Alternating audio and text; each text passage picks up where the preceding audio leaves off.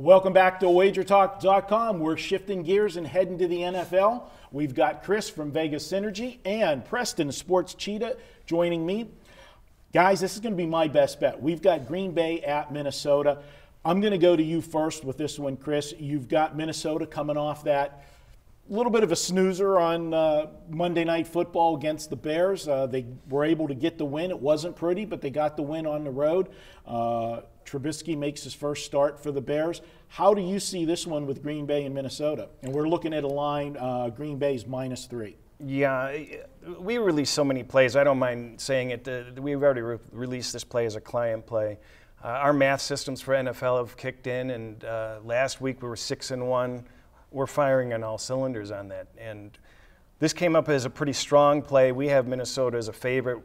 I think in this kind of a divisional rivalry, getting points at any time at home is something you have to look at. And history says that. The Vikings are 9-1 against the spread, or 8-1 against the spread against divisional foes when they're underdogs. And when they're playing, they rise to the competition also. When they're facing teams with a 700 winning percentage or greater, they're 9-1 against the spread in those matchups. So we've got a little letdown factor with Green Bay having the big victory last week and low expectations for Minnesota. So good stuff.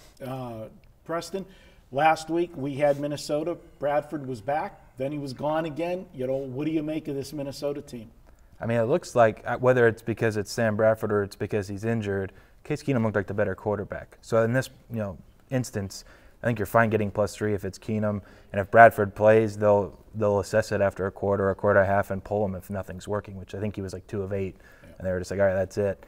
So I think you're fine. Minnesota's defense is so good, and they've always played Green Bay. I feel like I'd have to look back historically exactly, but I feel like they've played defensively better against Green Bay and Aaron Rodgers than most teams have. What Aaron Rodgers did, though, against Dallas, I mean, it was just ridiculous. And I had a Dallas, I had -1.5, and even when they scored, I just knew. I mean, I was texting people. I was like, I mean, they scored too fast, but what can I do?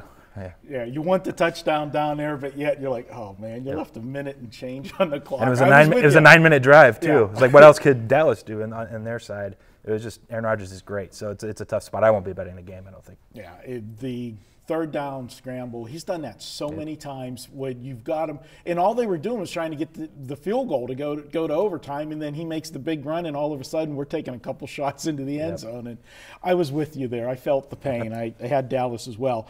Well, guys, I think we're going to be making this one unanimous because my best bet is the Minnesota Vikings, and this is a spot for Minnesota. They trail Green Bay by 1 in the standings right now.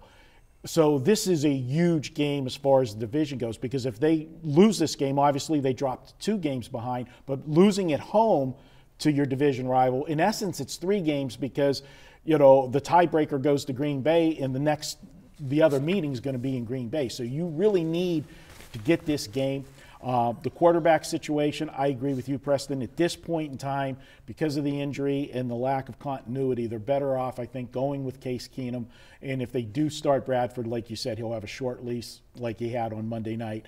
But this defense, they have only allowed 1 team to top the 20-point mark this year, and that was the Steelers. And in that game, there were 2 long defensive interference plays that set Pittsburgh up for touchdowns, or Pittsburgh wouldn't have got over the 20 mark either in that game. I had a play on Pittsburgh in that one, so I watched every play of that game.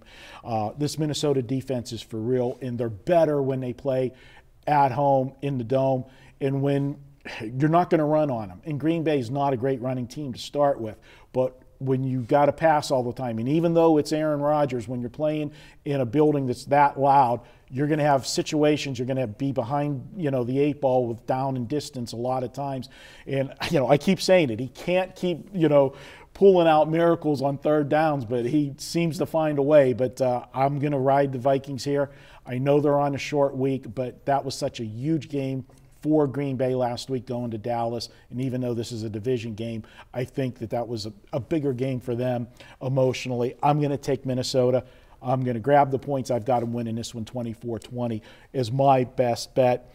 Guys, if you want to save $10 on a game package this week, Video 10. Use it on any package. You can use that coupon once this weekend. That coupon will be live through midnight on Sunday night. Use it on a daily package, weekly, monthly, whatever. Save yourself $10 at wagertalk.com. We're going to be back with more at Wager Talk.